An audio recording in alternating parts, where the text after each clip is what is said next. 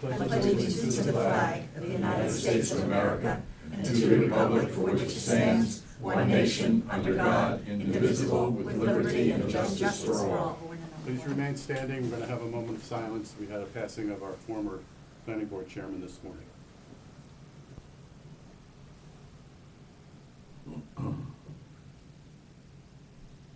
Thank you, everyone. Thank you.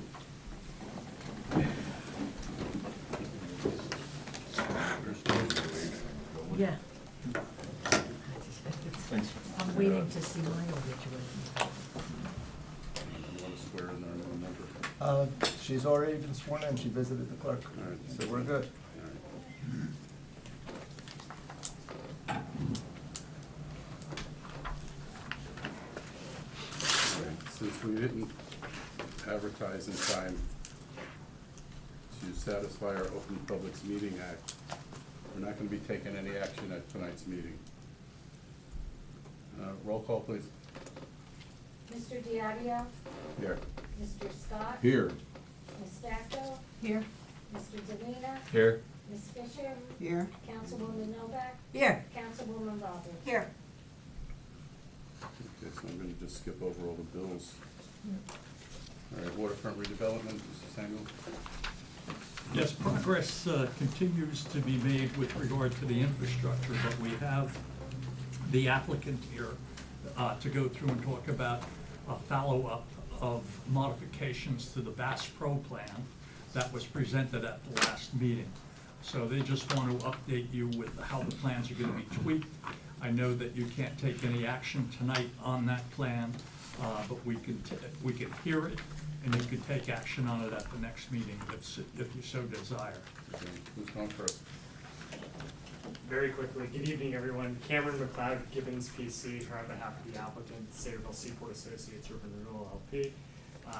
Again, based on what Mr. Samuels already relayed, about 2 months ago, Jen Smith from our office had kind of laid the foundation of saying, don't worry, we'll be back when it comes to some of the changes with regard to the parking lot layout and a few other things with the Bass Pro.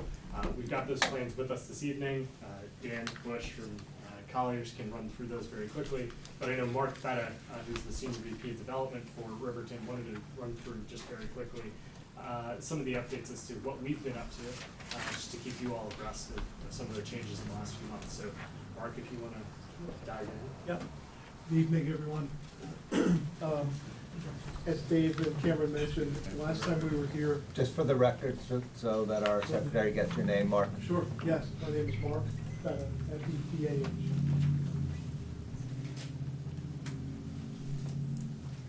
Thank you. Yeah, of course. So when we presented 6 weeks ago or so for the modifications to the Bass Pro building and the improvements, what we did not have at that time, but we did want to just bring this with us today to give you a better sense of the improvements of that building. So these are two of the renderings that the Bass Pro architectural team has put together. So this particular elevation is a betterment in a very major way. This is coming off of the exit ramp from the Parkway, and then turning onto what's now Chevalier will become Riverton Boulevard. So you may remember back in the day, in 2019, this was a loading dock area and not particularly attractive. The other thing that they did is improve the facade on the front of the building in the parking lot. And so this illustrates what Bass Pro attested to in the last session, with additional fenestration and a lot more articulation of the facade at the front of the store. At that time, you may recall, it turned out to change the building footprint. The front entrance shifted. So Dan's going to talk about how that we've now accounted for that in the new site plan. So since we've been here last, we've been busy on the site. I'll just run through a couple of key accomplishments that we've made. We're constructing now the V-zone wall that will establish the county public space area at the bulkhead. We're about a third of the way through constructing that. We'll be done in about 6 weeks. We've started structural fill this season in April. Typically, we can't start until June because of the moisture content and the sensitivity of that soil. So we started that about a month and a half earlier than we have in the past. This year, we'll put down 267,500 cubic yards of structural fill. We've installed, I'll just bring up the site plan.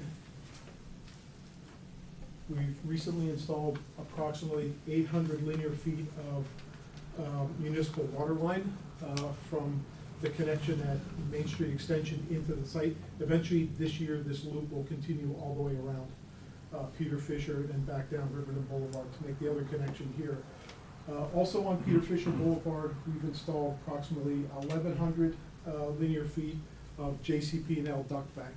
This is the primary backbone for the electric system, the electric infrastructure rather, that will drive the entirety of the development, even up into parcel B. We've also completed all the improvements that were necessary to satisfy MCUA. There's some regrading to get, and some catch basins and some stormwater work to get the two sites integrated. That's been completed since we met here last time. We finished last week a crushing operation of the remaining industrial floor slabs and footings. It doesn't sound very exciting maybe to you all, but it's really exciting to us because it's an area of about 10 acres that's now cleared, and we can get in there and start doing the infrastructure for the development. That's all in this area here. I'll mention another couple of things.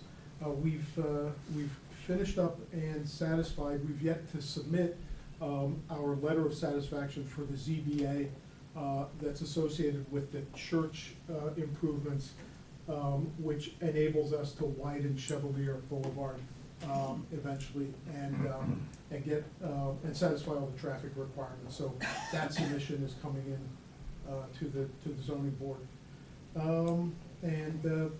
Since we met here last time, it was last Wednesday, I believe, yeah, last Wednesday, we submitted our Aspire application to EDA. So that's in. Let me see, anything else of high importance? So since we had the building modification and the footprint last time we were here, that enabled us to have Bass Pro's architect design all the footings and foundations. Those plans are in. We've reviewed them. We've sent them back to Bass Pro's engineer and architect. So we're probably 3 weeks from them to finish those plans up, and then we'll submit them in for a foundation permit with the Department of Buildings. So those are the things we've done in the last couple of weeks. I think Dan has a couple of words here. Excuse me. He'll go through. Yeah. if you have any Could questions, you again please. explain the Aspire application for me? Could you do that? Okay, it's a public finance. It is the successor program to the ERG. Yeah, that's, yeah, okay. What we've submitted is a 5-stage, 5-phase application. It's probably a year in the making.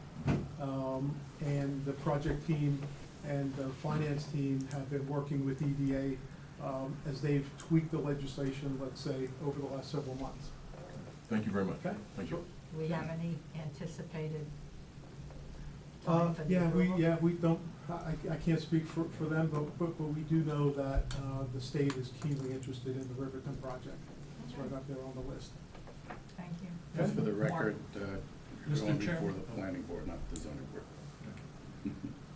Say again? You were saying zoning board, you meant planning board. The ZBA was for the church.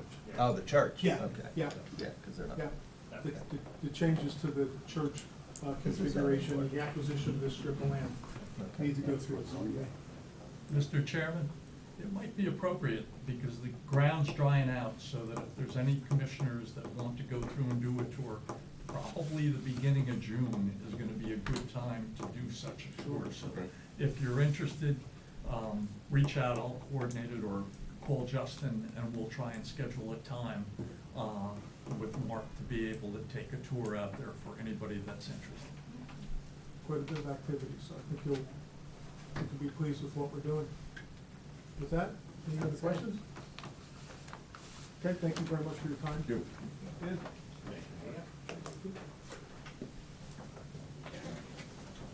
So really quick, just to kind of context what Dan's gonna show you here. This is related all to the fast growth improvements, which Dan, you just wanna, yeah. Just make sure things up. Since we only have one easel. Yep. Specialize in demolition.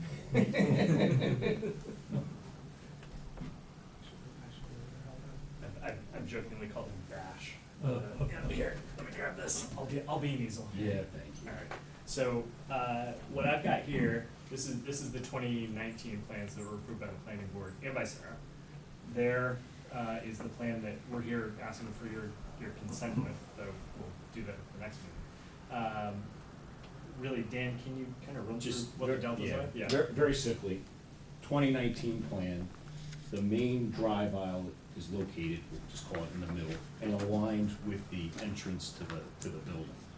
When we did the flip with the building, the entrance moved to the east, one parking bay. So previously it was here, it's now moved 60 feet to the east. So when you look at them from a distance, it's very hard to tell if there's a difference. It's that simple, that this moved from here, one bay over to align with the front of the store. That's basically it. The parking count changed a little bit, went from 1128 to 1116, not really a substantive change.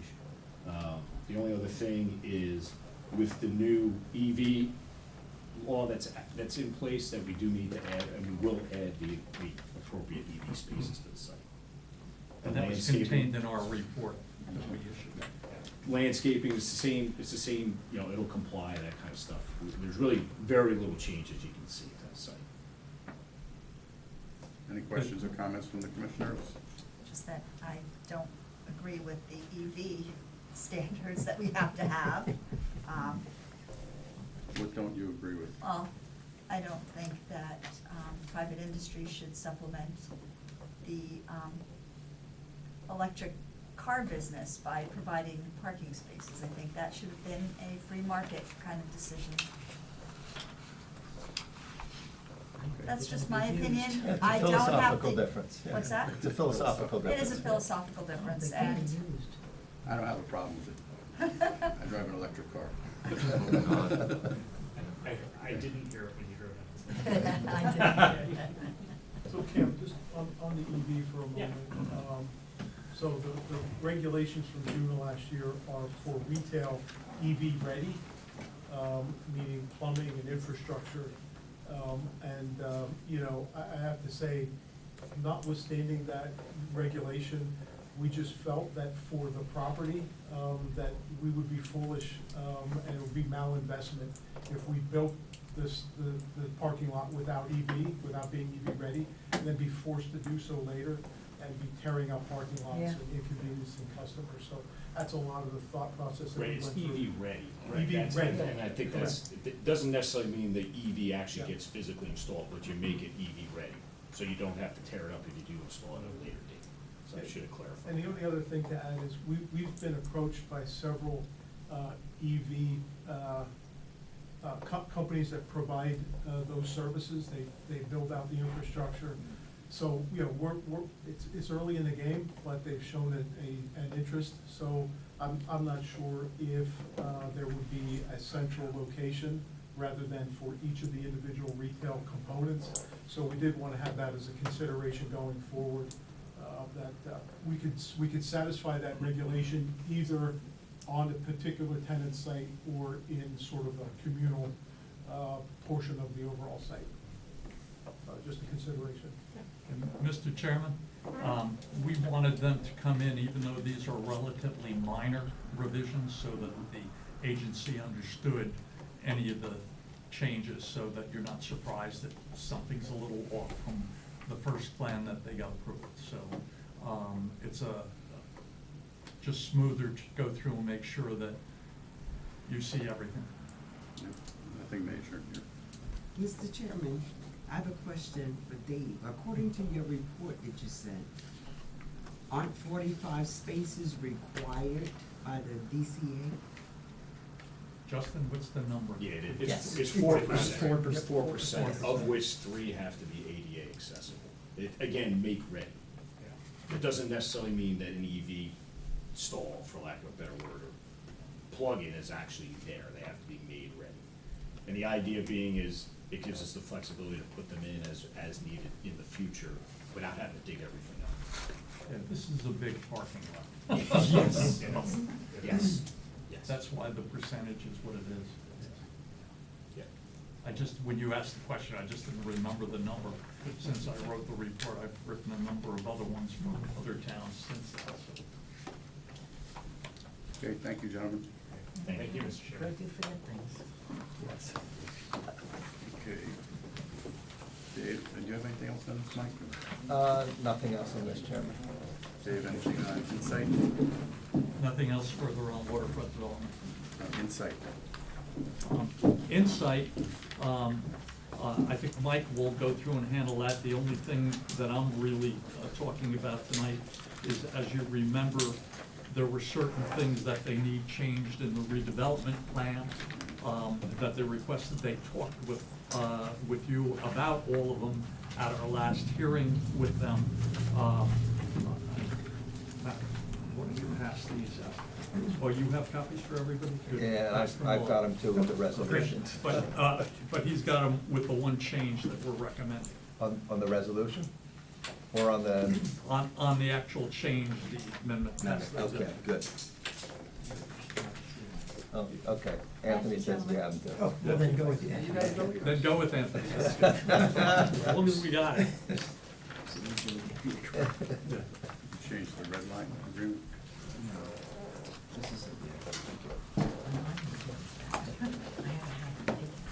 And this is for information, as we've been trying to do the last few meetings, give you something at one meeting, you have time to review it, and then act on it at the next meeting. You can't keep. From the other way around? Everybody have it over there? Give that back to Mike. Mike is here. There's, Oh, another one. I'm sorry. Leaning in front of you. Yeah, the only one item that we're going through and recommending a change on from what Anthony has passed out, we thought they were a little overly broad with regard to their request. They're basically saying this, on item 4 under standards, this pertains to buffer. Recognize that it talks about residential, okay, and from the standpoint, the residential area that we're all worried about is really across the street, okay? We want to make sure we have a proper buffer. So by them saying this requirement shall not apply to self-storage, that's no good. So we had modified language that will go through and say, strike his red language out and say, however, the buffer shall be a minimum of 35 feet, okay, to residential uses in the redevelopment zone. So the buffer's still going to be 100 foot to any residential zone, but what we're saying is the only other residential uses in the redevelopment area is the Gillette Towers. Right. And if you remember, there's a easement there that's about 35 feet wide, okay? So we're saying that as a minimum, it's got to go through and be at least 35 feet wide from that zone. Not zone, from that use. Yes, okay. and where is that in the document? Item 4, If you look at the bottom, page 17, standards, item 4. Okay. So the 100-foot wide buffer? Yeah, so Yeah, that, I that see. stays in, this requirement shall not apply to self-storage goes out. And then however, the buffer shall be a minimum of 35 feet to residential uses in the RDA, in the redevelopment area. RD zone for this RD zone. parcel. Only for this parcel, because if somebody comes in with another storage facility somewhere else on parcel C or parcel B, we don't want to prejudge that. Got you.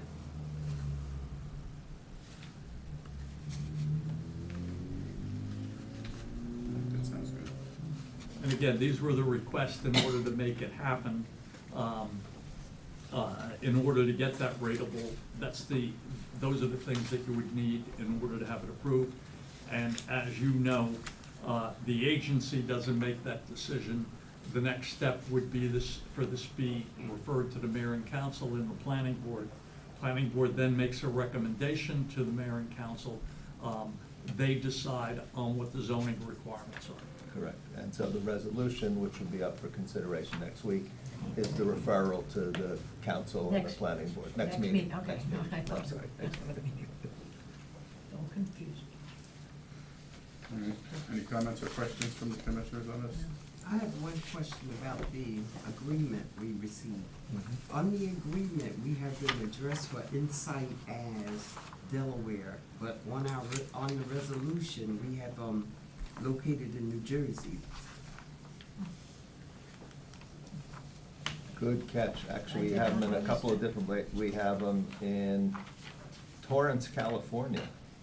So Anthony, let's figure out which, because they have several different LLCs, a different LLC for each project, Rosetta, so we'll make Right, sure we right. match up. I have the three Yeah. locations. You have New Jersey, California, and the agreement has Delaware. Yeah, so we'll make sure we get the right LLC address with the right project. Thank you.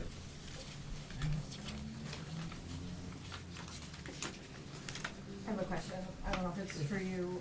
What determines why this redevelopment goes through SERA as opposed to the planning board or the zoning board or another land use board? Okay. So, What makes this property? okay, so this property is in a redevelopment zone.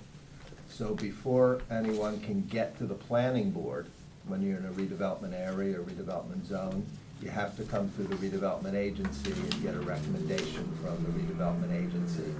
Then it would go to the planning board. So we're sort of the first stop in redevelopment law. The thinking behind it is statute is set up, the governing body, mayor and council decide, you know what, this is a complicated piece, or this is a large area, or it's an area that has had problems. Let's get in a redevelopment area, it needs to be redeveloped, and let's have our redevelopment agency deal with it, because they're specialists in that, get recommendations, work through the project, and then send it up to the council and the planning board for the decision. We don't make final decisions, we just make recommendations. And to further that, the redevelopment plan for this area was the waterfront redevelopment area that included NL. And it was broken down into sections, A, B, C, D, E, F, G, I think this is J or something, right? And it had different requirements for each one of the zones, but Susan Gruhl, licensed planner, prepared that overall waterfront redevelopment plan back then. We did assist her with regard to engineering aspects of it, but it was prepared by her. And as different sites come in, sometimes the redevelopment plan has to be tweaked. The redevelopment plan for Riverton, okay, has been tweaked at least 3 or 4 times on Oh, different at least, things. yeah. But again, that tweaking is only a recommendation of the agency. The planning board and the mayor and council make the final decision. So the mayor and council made the decision to put this in the redevelopment zone? Yes. Yes. What is it about this property that makes it, why it belongs in a redevelopment zone? Like, what's the problem with it? Dave can Let me talk. answer that. He was here when it was done. I was here when it was agreed. The mayor and council at the time wanted to spur economic development in that area. And if you remember that, most of that was sand pits back there. Okay, Morris was the first application that came in on Kennedy Boulevard, okay? But they were trying to go through and improve ratables for the borough. And they decided that the best way of doing it would be, 1, to create a redevelopment agency, and 2, to go through and create a redevelopment plan. And that was all instituted by the mayor and council. With the assistance of the planning board, then SERA was created to implement what the mayor and council and the planning board had recommended. Right, but that's just in general, I just was curious about this parcel. This particular parcel was all part of it. Okay. That was the biggest part Yeah, of it. and this piece here, okay, is kind of a very odd piece, because the original plan contemplated that all lots have to be 5 acres, okay? This lot is only 3.4. 3.4 acres, but it's a remainder, okay? There's no way it could be any bigger unless you built on the parkway, okay? So as a result of that, there had to be an amendment to the plan to allow this to be 3.4 acres, even though that's what the property is. It sounds weird, but when it was put together, everybody contemplated larger lots here. In fact, I think it was contemplated that this was really gonna be in adjacent to the Morris site, and there would be more warehouses here, okay? But in order to put a warehouse on this site, you wouldn't have been able to build Gillette, okay? Gillette and this site kind of went together, even though they were owned by two separate owners. So Gillette is the only residential that could be near it? Well, technically, Gillette was not supposed to be there. That was supposed to be zoned for offices or warehouses. The mayor and council made a decision to allow that, okay, use. It's technically not a residential zone, but they're allowing a residential use in the industrial zone. What I made the distinction for in our recommended modification is we're worried to make sure that they are fully in compliance with all the residential houses across the street. Okay, so that they are not within 100 feet of those houses, because that was the original intent for those residential zones. The Where is Gillette- the entrance gonna be to get into it? The entrance is gonna be, just, you pull out the plan, but it's gonna be basically where there was a drive there years ago, next to an old sign that has since been torn down. I only know this just because of history, but Justin will point it out. I've been around a long time. So this here is Main Street, Robin Hood Drive entrance over there, and then this would be the entry. This And whole area. Where's Gillette Manor? So Gillette is right here. Over there? There's a strip of property between Gillette and this property line. Yep, and then the entrance is over here. This whole area is unbuildable right now. It's a DEP, it's area. And so and back here, there's JCP&L wire, so it's a really limited site. Sorry. But it's a difficult site. A number of people have looked at this site for a number of uses, other residential uses, but it's really not conducive to any of that.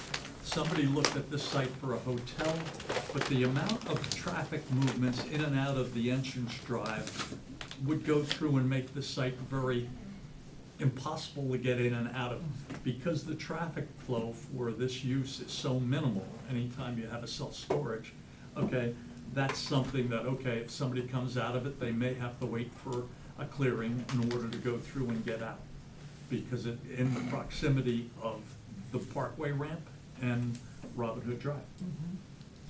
And did they ask for a pilot program? Did they ask for a pilot program? Not officially, but they will. They will. Yeah. And that's up to the mayor and council to decide. We just recommend. Any other questions or comments? And I have a motion to go into closed. So moved. Second. All in favor? Aye. Aye. Opposed? Ayes have it.